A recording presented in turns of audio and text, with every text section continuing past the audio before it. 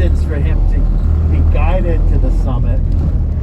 And then about another 100 years went by before the next people started to go up the mountain. So he was very, very early in his thoughts of exploration. But, you know, just like a lot of things, if it's there, people will come. And that's kind of the way of the world, I guess. So then in the early, late 1700s, early 1800s is when tourism really started to get going up here. There's an area right on the other side of Mount Washington on the western side. It's called Crawford Notch. And there was,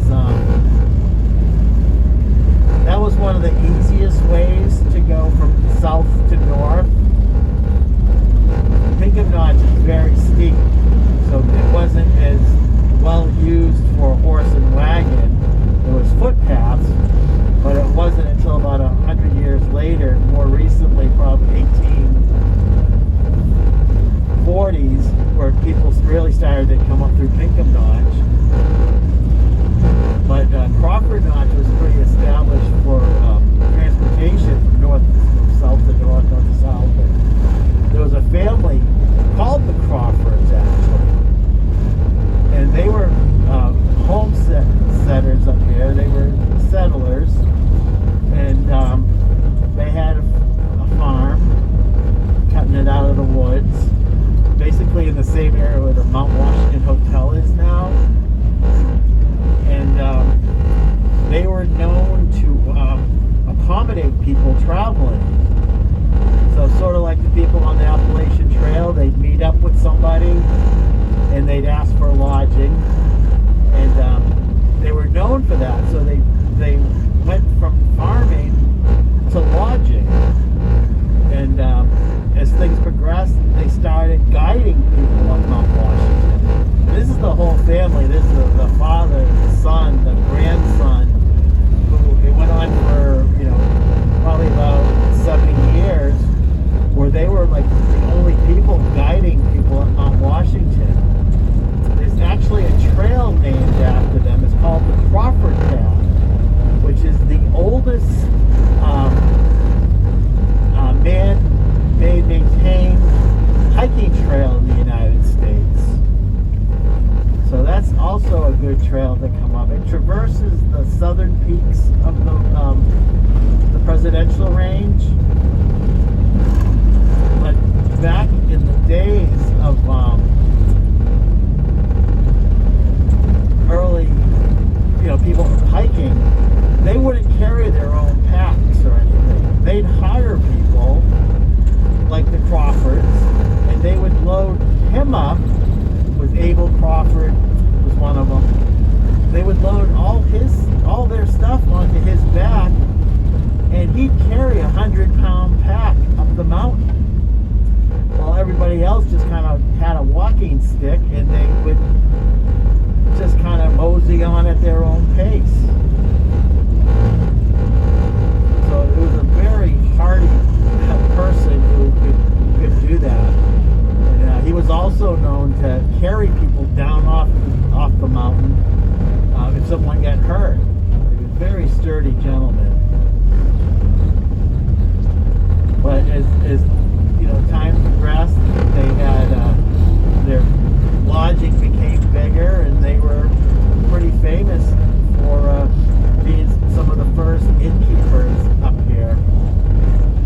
And you know, when people used to travel back then, they wouldn't come up here just for a weekend. They'd come up for a week, or a month, or even an entire season. There's a couple areas up here where the air is above 1,600 feet, and they call that above the hay fever zone. So if people used to have respiratory ailments, doctors would actually recommend that they come up here. And there's another town just north of it called Bethlehem that was famous for that as well. They had spas where people could go and enjoy themselves, much like they do today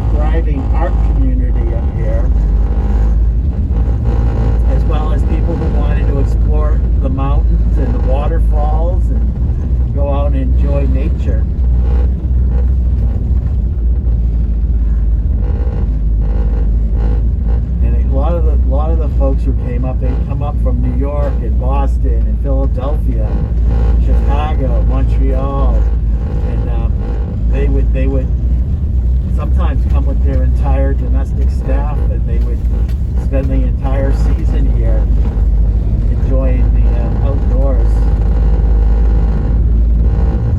And then in the mid 1850s, early 1850s,